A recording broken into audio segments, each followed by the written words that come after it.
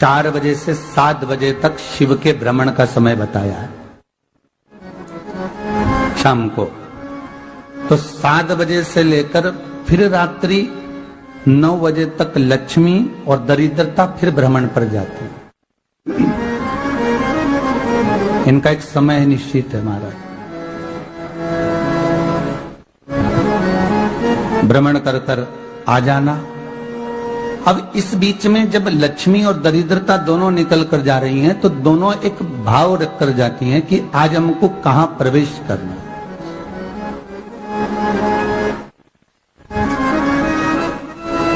आज हमें किस जगह पर प्रवेश करना है, आज हमें कहां पहुंचना है, आज हमें किस जगह जाना है। और जिस नगर में जिस मार्ग से लक्ष्मी और दरिद्रता निकल कर जाती है, ये दोनों का जब निकलना होता है, इनको स्थान दिया गया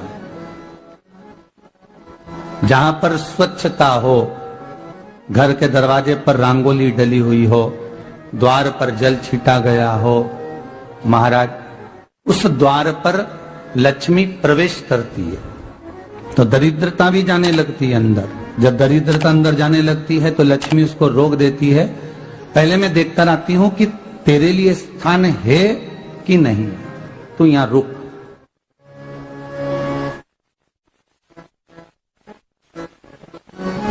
कुछ देर तक दरिद्रता बाहर खड़ी रहती है और लक्ष्मी जी की बड़ी बहन जब दरिद्रता बार बार अंदर जाने का प्रयास करती है तो लक्ष्मी जी कहती हैं, जीजी तू इतनी बड़ी होकर तुझे मालूम है तू तेरा सम्मान होना चाहिए, आदर होना चाहिए, और तू अंदर चली जाए और कोई तेरा सम्मान ना करे तो कितना बुरा लगेगा, इसलिए तू बाहर खड़ी रहे। मैं अभी आई। अंदर जाती है और जब लक्ष्मी जी भ्रमण कर लेती हैं, अंदर प्रवेश कर कर आती हैं और प्रवेश कर कर आती हैं तो दरिद्रता पूछती है चले अंदर। तो लक्ष्मी जी कहती हैं, तुझे मालूम नहीं है क्या जीजी कि जिस घर में मैं प्रवेश कर जाती हूं उस घर में फिर दरिद्रता नहीं जा सकती, क्योंकि ये तेरा वचन था, ये तेरा वचन था। अपन दोनों का जब मंगल विवाह हुआ था, मेरा विवाह जब नारायण के साथ में हुआ और तुम्हारा विवाह जब दुस्साह मुनि के साथ हुआ, दरिद्रता का विवाह दुस्साह मुनि के साथ हुआ। जब अपना दोनों का विवाह हुआ था तो अपन दोनों ने एक वादा करा था कि जिस घर में लक्ष्मी प्रवेश कर जाएगी उस दिन फिर दरिद्रता नहीं जाएगी, और जिस घर में दरिद्रता प्रवेश कर जाएगी उस घर में फिर लक्ष्मी नहीं जाएगी। अब जब मैं अंदर देख कर आ गई हूं तो तू अंदर नहीं जा सकती, अर्थात लक्ष्मी के चरण जिस घर में पड़ गए उस घर में फिर दरिद्रता प्रवेश नहीं कर रही। चलते चलते फिर दरिद्रता ने देखा और लक्ष्मी जी इसको लेकर गई और लक्ष्मी जी ने देखा कि इसके दरवाजे पर जल नहीं छीटा गया, इसके दरवाजे पर ना रंगोली डली है, इसका द्वार साफ नहीं हुआ, इसके द्वार पर दीप नहीं है, इसके द्वार पर कलश नहीं है, इसके दरवाजे पर ढेर सारा कचरा पड़ा हुआ है, कोई श्वान कोई कुत्ता गंदगी भी कर कर चला गया है, कहीं बिल्ली ने गंदगी कर रखी है, कहीं जीवों ने कुछ गंदा गिरा रखा है। तो फिर लक्ष्मी जी कहती है, जी जी अब मैं होकर आ गई थी ना, अब तू जा, तू होकर आ। और दरिद्रता प्रवेश करती है तो अंदर जाकर क्या देखती है दरिद्रता कि इतनी सवेरे से मैं घूमने इनके दरवाजे पर आई और ये तो सब चादर तान के चकाचक गुर्राटा भर भर कर सो रहे हैं। तो दरिद्रता कह देती है, तुम्हारा भाग्य ही बेकार है, तुम्हें क्या करूं, तुम ऐसे ही सोते रहो। और दरिद्रता गुस्से में बाहर निकल कर आती है, लक्ष्मी से कहती है, लक्ष्मी तू इसके घर में जाना ही मत ही। तो दरिद्रता को कहती है, जीजी तेरी बात नहीं मानूंगी क्या मैं? लक्ष्मी जी बोली, मैं तेरी बात नहीं मानूंगी, बिल्कुल नहीं जाऊंगी इसके घर में, तू चिंता मत कर, चल आगे चल। फिर आगे बढ़े। ये लक्ष्मी और दरिद्रता का प्रवेश। आपके घर का द्वार, आपके घर का दरवाजा। फिर निवेदन करूंगा एक बहुत सुंदर बात, हमें महाराष्ट्र से सीखना चाहिए, हमें साउथ से सीखना चाहिए, दक्षिण से। जिस समय पर भक्ति देवी यमुना जी के घाट पर रो रही थी अपने पुत्र ज्ञान और वैराग्य को गोदी में लेकर समय देव ऋषि नारद ने प्रश्न किया था कि तुम कहां पर पोषित हुई हो, तुम्हें ऊर्जा कहां से प्राप्त हुई? तो कहा मैं गुजरात से तो चली हूं। और वहां से चलती चलती भक्ति देवी कहती है मैं बहुत दुखी होकर, बूढ़ी होकर, द्रवित होकर, बड़ी दुख में वहां से चलते चलते जब मैं महाराष्ट्र में पहुंची तो मैंने वहां जाकर देखा कि वहां पर लोग हर पल हर घड़ी ब्रह्म मुहूर्त में उठकर स्मरण करते हैं, नाम जाप करते हैं और दरवाजे पर जल छीट कर रंगोली डालते हैं। तो कह रही है कि वहां पर मैं थोड़ी अवस्थावान होने लगी, वहां मुझे अच्छा लगने लगा। फिर जब मैं और आगे पढ़ी, दक्षिण में जब पहुंची, वहां पर जाकर मैंने देखा कि सुबह से उठकर मंगलाचरण, मंगला स्तोत्र और वेदों की ध्वनि होने लगी। वहां पर मैं और आनंदित हो गई। हमें कुछ चीजें महाराष्ट्र से सीखना चाहिए कि वहां रहने वाले जो भगत हैं, वारकरी संप्रदाय के जो भक्त होते हैं, वैष्णव जो धर्म के भक्त होते हैं, उनका नियम है सवेरे के समय घर में पानी है कि नहीं है, पर जब भी वो घर का दरवाजे के बाहर थोड़ा ना थोड़ा पानी तो छींट ही देते हैं। और छींटने के बाद फिर वहां पर अपने यहाँ तो दिवाली पे रंगोली बनती है जी, और वहां पर रोज की रंगोली बन जाती है कि कभी हो सकता है परमात्मा राह भूल कर हमारे घर में प्रवेश कर जाए, इसलिए वहां प्रतिदिन की रंगोली, प्रतिदिन।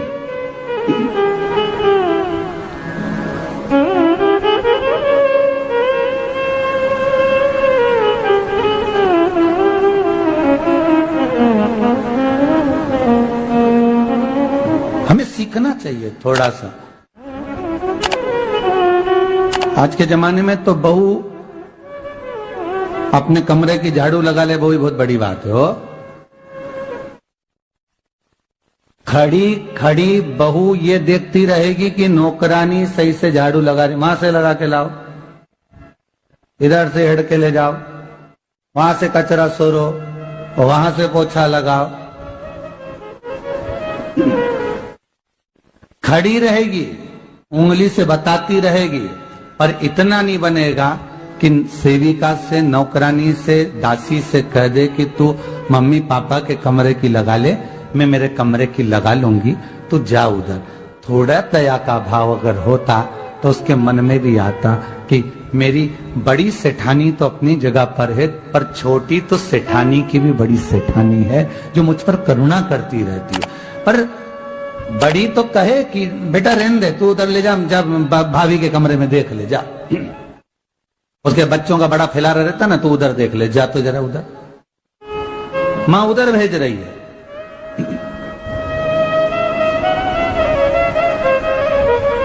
थोड़ा सेवा का भाव हमारे भीतर हो। और एक निवेदन तो हमेशा करा है और अब आज भी करता हूं, पूरे घर की सफाई करवाओ, पूरे घर में तुम पोछा झाड़ू जो चाहे करवाओ, मना नहीं है। पर एक निवेदन है, रसोई घर के अंदर बहू और बेटी ही जाकर भोजन बनाए तो अन्नपूर्णा सदा कृपा करती है महाराज, बहू और बेटी ही।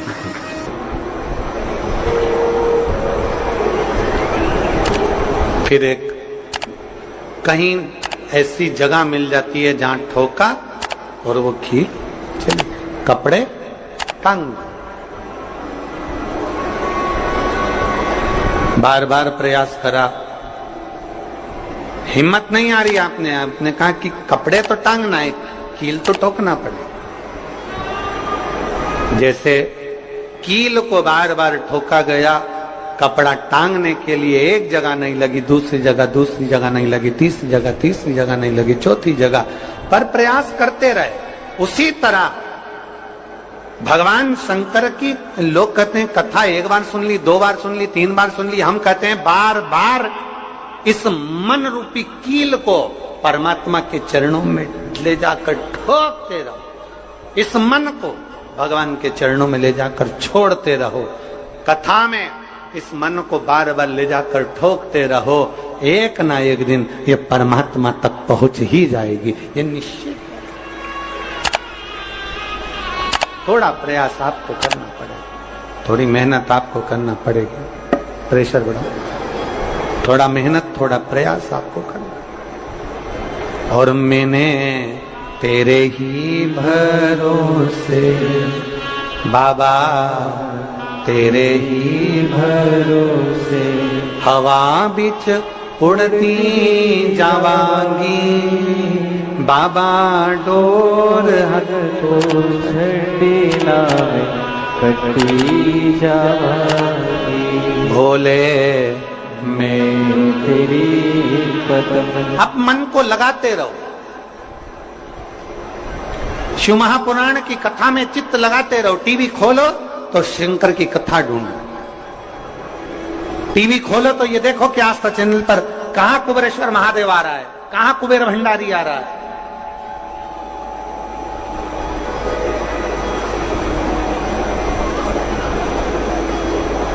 मन को इधर उधर ना मोड़ो। जैसे एक व्यक्ति ने अपनी गाड़ी से 25 लोगों को उड़ा दिया।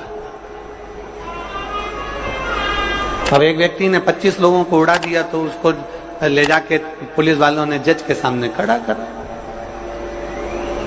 जज ने पूछा, तुम्हारे ऊपर इल्जाम लगा है तुमने 25 लोगों को उड़ाया। जी हुजूर, सफाई में कुछ कहना चाहते हो, सफाई देना चाहते हो? उसने कहा, हुजूर मैं गाड़ी चला रहा था, मेरा ब्रेक फेल हो गया था, तो एक तरफ 2 लोग जा रहे थे, एक तरफ पूरी बारात जा रही थी। अब आप बताओ हुजूर, जज साहब, मुझे गाड़ी का हैंडल कहां घुमाना था? जज साहब ने कहा, 25 लोगों से तो अच्छा था कि 2 लोगों पर गाड़ी चढ़ाता, 2 लोगों को उड़ा देता, पर 25 क्यों उड़ाए तूने? जज साहब, आप बिल्कुल सत्य कह रहे हो, मैंने अपना हैंडल 2 लोगों की ओर ही घुमाया था, पर वो बारात में घुस गए थे। मैंने तो 2 के लिए ही हैंडल घुमाया था, पर वो बारात में घुस गए। हम भी ऐसे ही हैं, हमें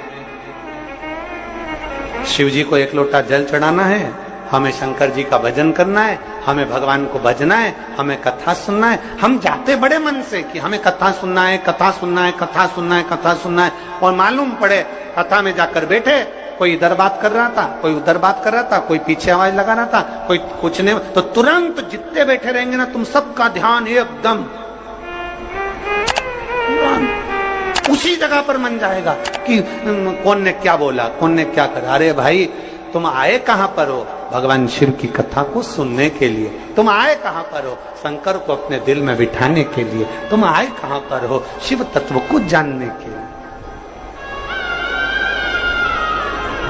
और अपने चित्त को हम भटका रहे हैं, अपने चित्त को इधर उधर लेकर जा रहे हैं, वो श्रेष्ठता नहीं।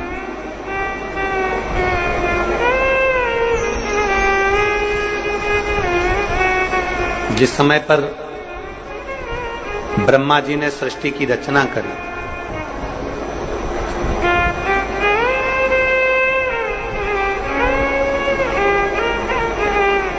सर्वप्रथम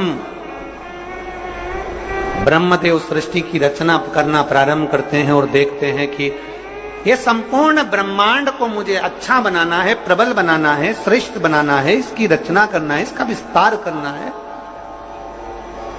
उन्होंने सनकादि ऋषियों को प्रकट किया। सनत कुमारों को जब प्रकट किया, सनत कुमारों को प्रकट करते से ही सनत कुमार तो भगवान शंकर की, भगवान नारायण की भक्ति में ऐसे डूब गए कि उन्होंने सृष्टि का क्रम आगे बढ़ाया ही नहीं। उन्होंने सृष्टि को आगे बढ़ाया ही नहीं।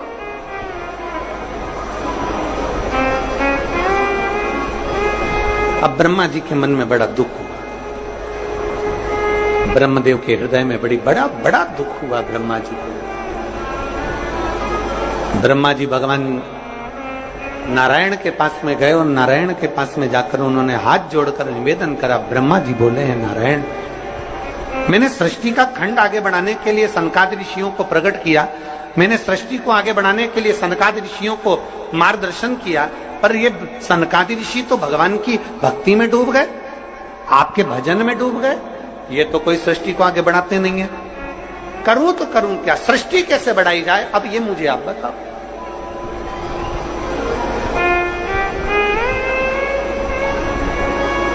शिव कथा कहती है,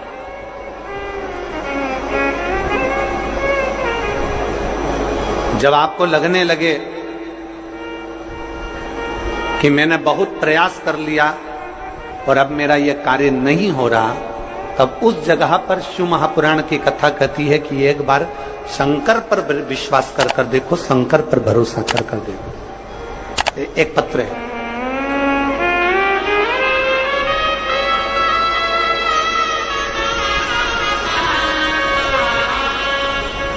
मेरा नाम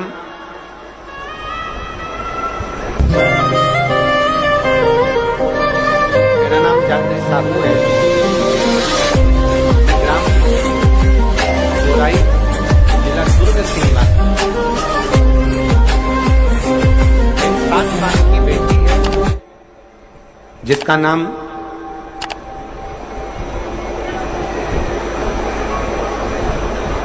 नीला है। 7 वर्ष की बेटी है।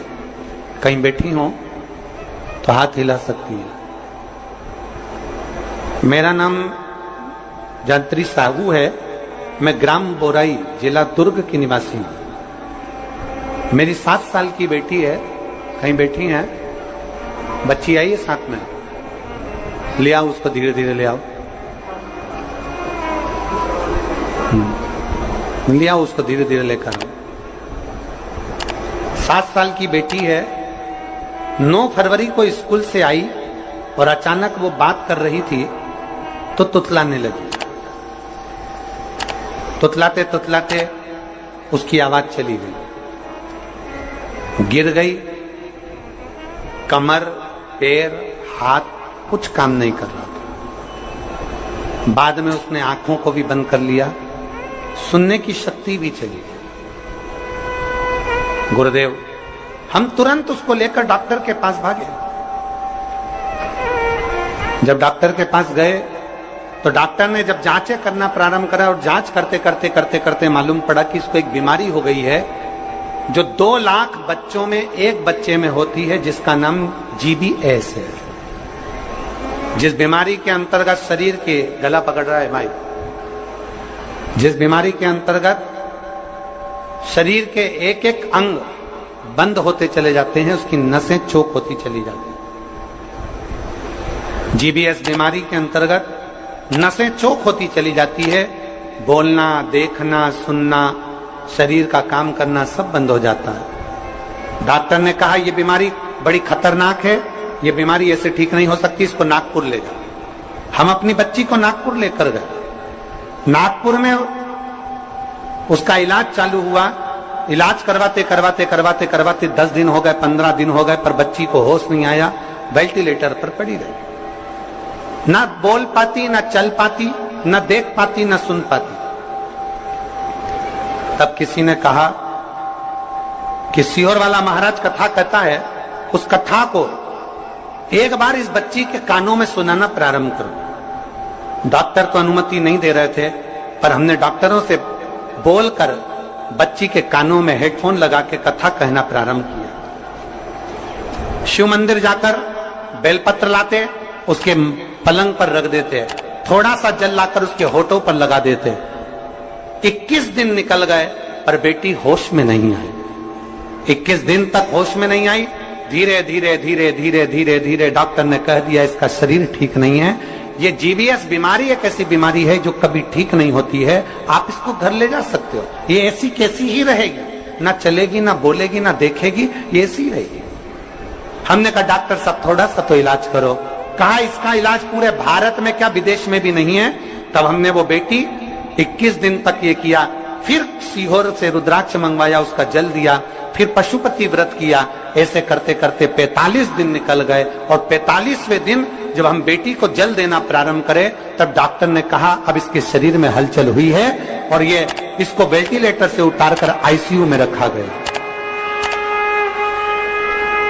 एक 45 दिन निकल गए। 45 दिन से फिर धीरे धीरे धीरे धीरे करते करते इलाज तो चलता रहा, पर डॉक्टर बोल रहे थे इसका कोई हल नहीं है, इस बेटी को घर ले जाओ। इसका शरीर काम नहीं कर रहा था, पलंग पर पड़ा हुआ था। फिर हमने भी हिम्मत करी और उसको 2-3 महीना वहां रखा। जब कोई निर्णय नहीं निकला तब हम उसको घर लेकर आ गए। घर पर शिव जी का चढ़ा जल देते, शरीर पर जल लगा देते, बेलपत्री खिला देते, पीस पीस कर उसके मुंह में लगा देते। आज बाबा को धन्यवाद देती हूँ, इतनी बड़ी बीमारी से मेरी बेटी चलना भी प्रारंभ हुई, देखना भी प्रारंभ हुई, सुनना भी प्रारंभ हुई और आज मेरी बेटी का शरीर काम करना प्रारंभ कर दिया। मैं बाबा को यहाँ धन्यवाद देने के लिए आया। एक शिव तत्व गला पकड़ रहा है, खींच के बोलना पड़ रहा है। शिव के प्रति एक अविरल भक्ति, शंकर के प्रति एक विश्वास, एक भरोसा जागृत।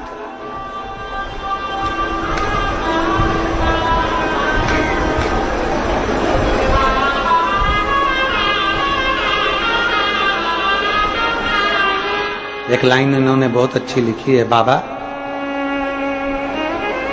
मेरी बच्ची को और मुझको 4 महीना जो देखना पड़ा, मैं भोलेनाथ से केवल ये प्रार्थना करने के लिए आई हूं कि ऐसा कभी किसी बच्ची को और किसी मां को देखना ना पड़े। बस इतनी कृपा करूं। शिव ओघड़ी है, शिव त्रिकालदर्शी है, शिव शंभु ओघड़ी त्रिकालदर्शी कैलाशी अविनाशी। ब्रह्मा जी कह रहे हैं सृष्टि कैसे बढ़े,